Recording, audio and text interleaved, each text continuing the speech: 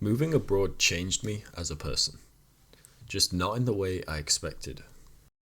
Just for a bit of context, I dropped out of uni in my third year during and mainly because of COVID. I was studying maths and the plan was pretty simple. Get a corporate sort of finance job like an accountant or a banker or something, maybe work in London, that sort of thing.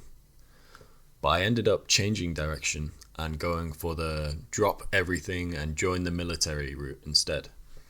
I applied for the Royal Air Force as an air operations officer.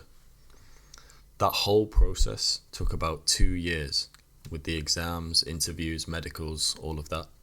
And after all of that, I didn't get in.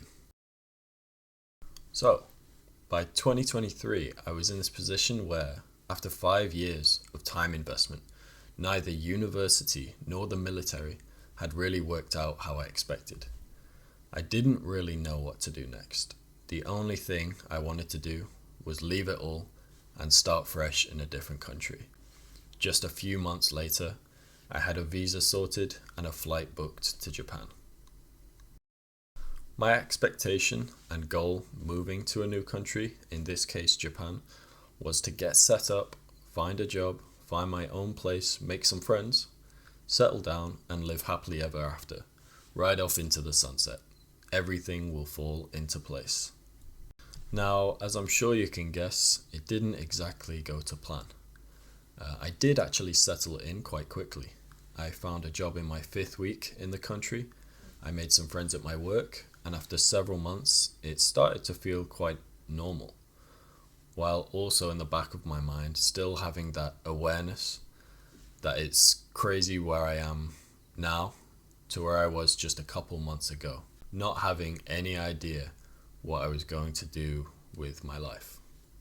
Fast forward a couple months, and I was loving my new life in Japan, and it was showing in my character. I lost some weight, I was breaking PBs in my running, which is one of my long-time hobbies.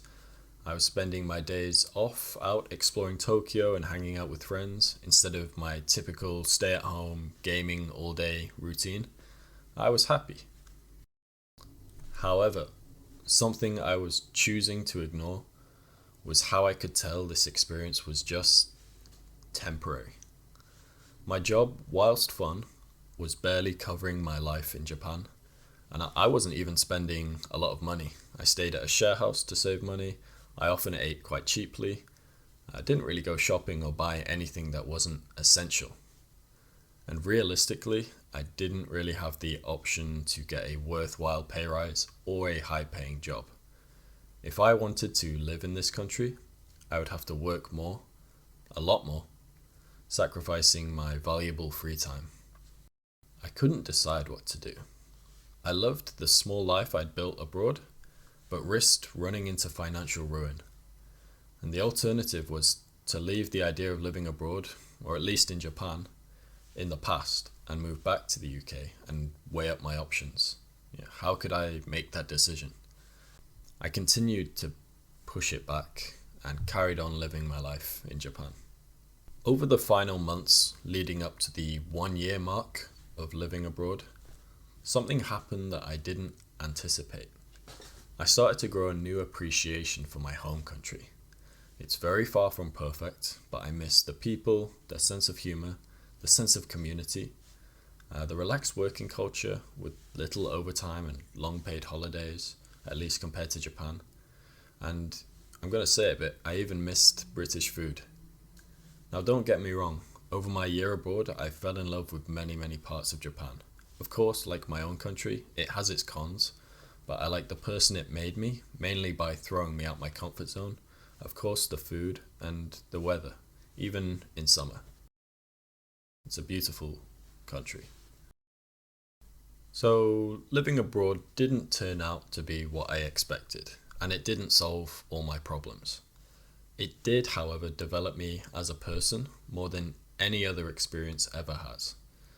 I love this quote: the real voyage of discovery consists not in seeking new landscapes, but in having new eyes. Because in a weird way, I managed to do both at the same time. Thanks to my year abroad, I met my girlfriend, made so many friends from all over the world, Found out what it is that's truly important to me in life. I developed so much socially and independently, and finally realized how special my own country is. It's 2026 now, and I'm back in the UK. I still have a strong connection to Japan through my girlfriend who's here with me in the UK, and the friends I made, some of which have since visited me in the UK. I feel like it's become a second home to me. Who knows? In the future, I may return. If there's any takeaway I can give you, it will be this.